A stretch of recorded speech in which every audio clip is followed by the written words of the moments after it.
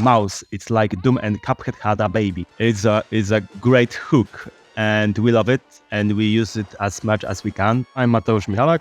I'm CEO of Fumi Games, and I'm one of the original creators of Mouse. Hello, my name is Maciej Krzemień, but most people refer to me as Magic, and I'm the lead producer of Project Mouse, which I'm really proud of. Mouse is an FPS game set in the 1930s that utilizes a very unique rubber hose art style that was very popular in cartoons in 1930s, 1940s, but since then has been long forgotten. It's not your run-of-the-mill boomer shooter, it's much more.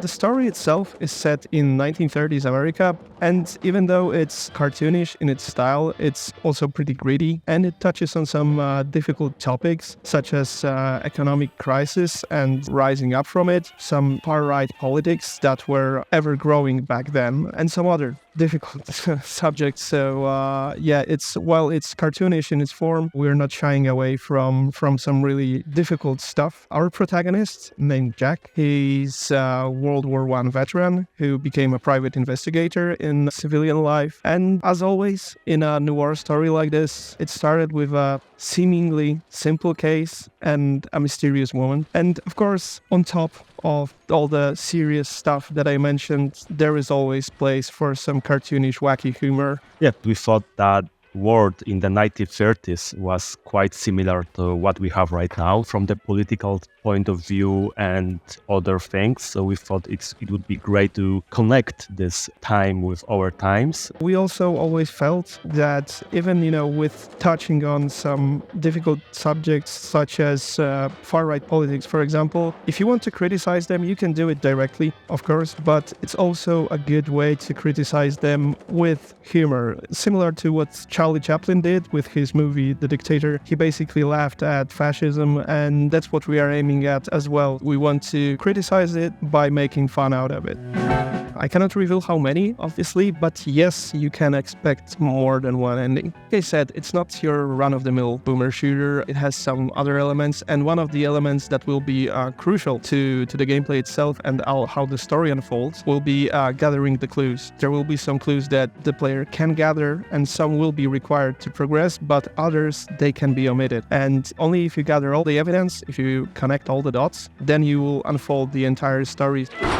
We are inspired by games like Doom, a Metroid Prime trilogy, BioShock, Warhammer 40k Boltgun, and obviously also Cuphead when it comes to the art styles. You can keep an eye out for a ton of references and Easter eggs. We want to make some wink-winks towards people who know that stuff almost 100 years ago, but we're also putting a lot of Easter eggs referring to other games, because obviously, when you take so much inspiration from other video games, you have to pay an homage.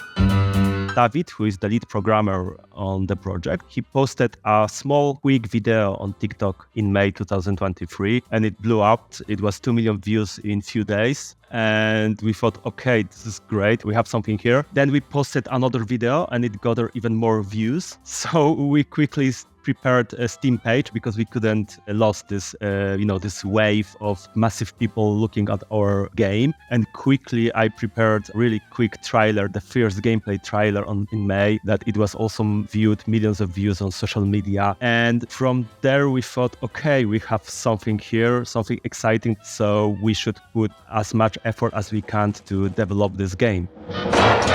Being so popular on social media, it's a bit scary sometimes because, having so many people interested in the project means that we have to deliver a good product, a good game, because otherwise we can lose that interest in an instant if the game is subpar somehow. So it's a lot of pressure. It's sometimes a bit scary and the entire team feels that, but we always think of it as a great opportunity because most of us have worked before on some smaller games, some indie games. So, working on something like that puts a huge responsibility on all of us, but we're happy to accept it. Every single day, we discuss on how to improve the game and how to make it better. At the same time, exciting, but also a bit scary, just a bit.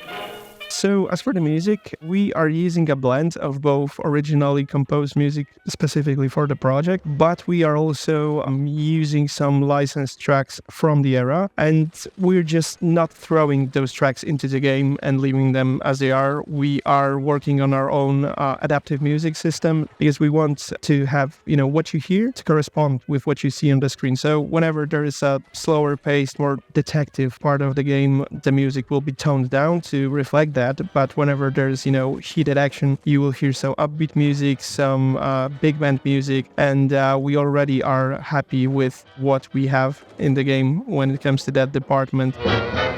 Mouse is coming in 2025, so please follow us on social media, wishlist our game. We're doing our best to give you something really unique just next year.